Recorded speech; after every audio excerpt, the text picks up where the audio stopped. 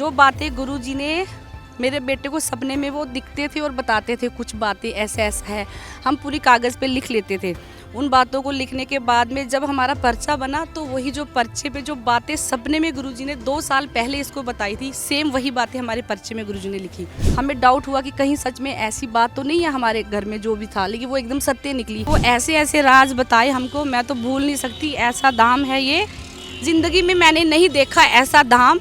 धाम पे तो मैं नहीं गई, कहीं ज़्यादा तो नहीं गई, जैसे नॉर्मल अपने गांव में होता है। जैसे मेरा बेटा काफ़ी सालों से बीमार था, लेकिन डॉक्टरों को भी फेल किया है हमारे गुरुजी ने, फेल किया है ना। बहुत सारे डॉक्टर लोग आए, बड़े बड़े आए साइंटिस्ट, तो सबको तो फेल करके ही भेजा। जब पर्चा हाथ में पकड़ाया तो उनकी बोलती तो बंद हुई है। ये तो ऐसा धाम यहाँ जो आया वो यहीं का हो गया, वो हो ही गया। वो वापिस अपनी ज़िंदगी में, मतलब उसकी वो ज़िंदगी ही बदल जाएगी। बस यहाँ आने की है एक बार तो आदमी आए।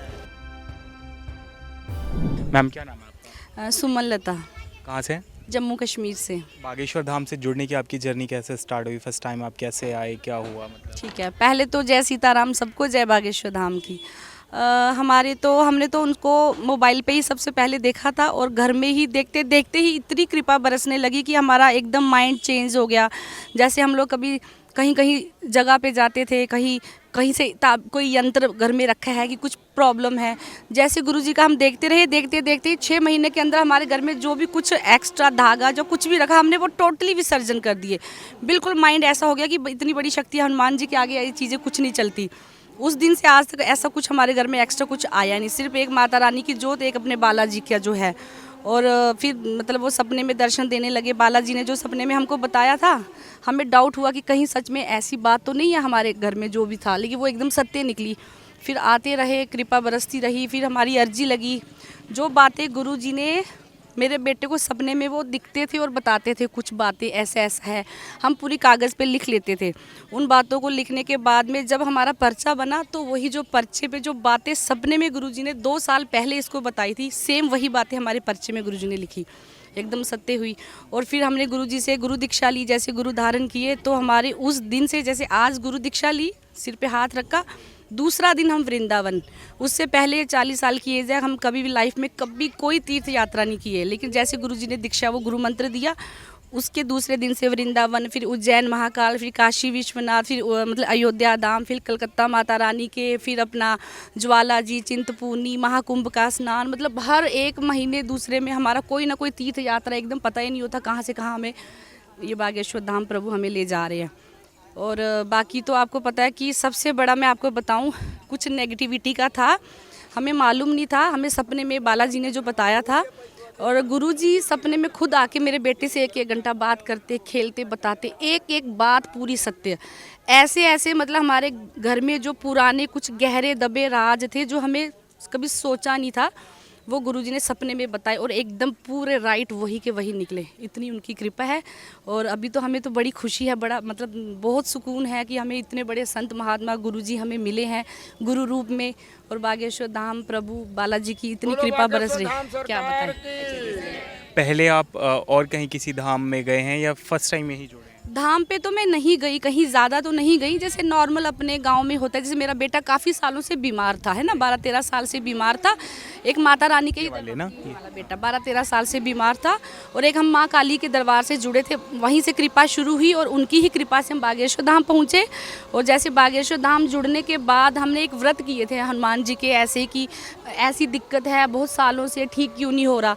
तो हनुमान जी ने कुछ सपने दिनों के बाद सपने में आके बता दिया। उसके बाद हमें लगा सपना सत्य तो नहीं है।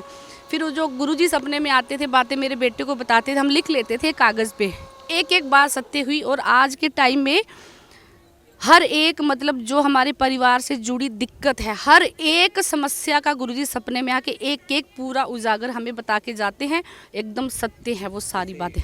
और बहुत सारी मतलब कृपा हुई, और बहुत और भी मतलब ज़िंदगी में बदलाव आए। जैसे कभी हम लोगों को लगता है कि वो हमसे रूठ गया, वो बात नहीं कर रहा, तो गुरुजी से जुड़ने के बाद वो चीज़ें एक अलग ही बना दिया गुरुजी ने। बस भगवान, अपना घर का काम, भगवान, और बाकी सपने में तो वो ऐसे ऐसे राज बताए हमको, मैं तो भूल नहीं सकती। ऐसा धाम है ये, ज़िंदगी में मैंने नहीं देखा ऐसा धाम। ऐसे गुरुजी हमें मिले हैं, हम तो बड़े सौभाग्यशाली जो हमें ऐसे गुरुवर मिले हैं।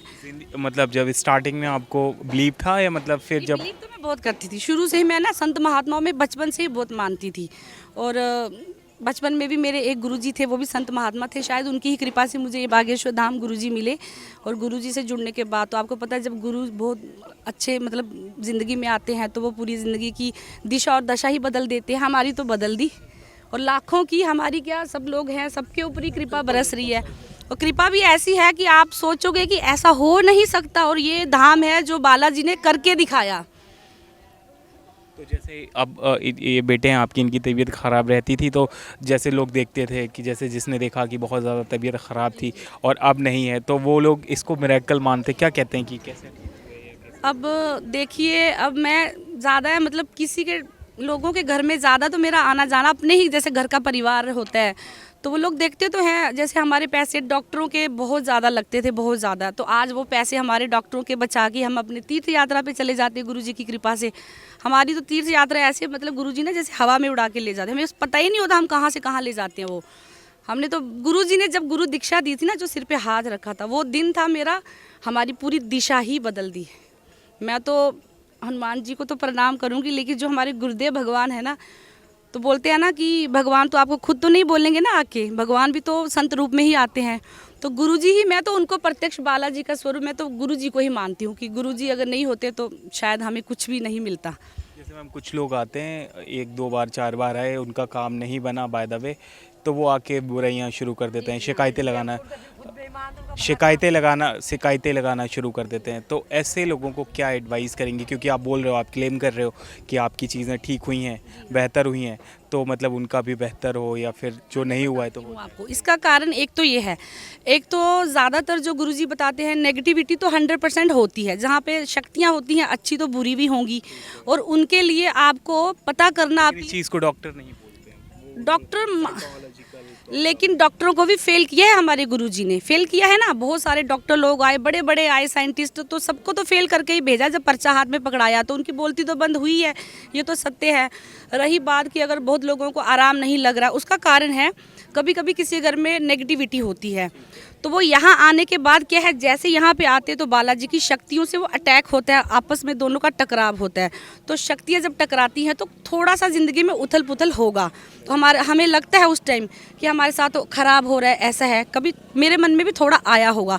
लेकिन उसका भी कारण भगवान, आपको देखिए बार बार तो आप गुरुजी से भी नहीं मिल पाओगे, इतनी भीड़, इतनी लाखों की दुनिया में, तो आप सोचोगे हर एक प्रश्न का जवाब कैसे मिलेगा।